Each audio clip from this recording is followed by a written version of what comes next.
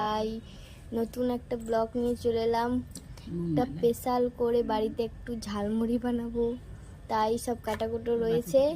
এখানে আছে আলু, নারকেল, শসা, টমেটো, ধনেপাতা, পেঁয়াজ, এখানে সব হচ্ছে কাটাকুটে।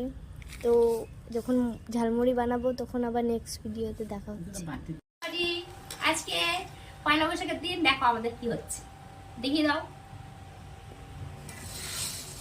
চানাচুরটা ঢালো, মুড়িটা মাখাই, চানাচুর ঢেলছে, মুড়ি মাখছি, দাও।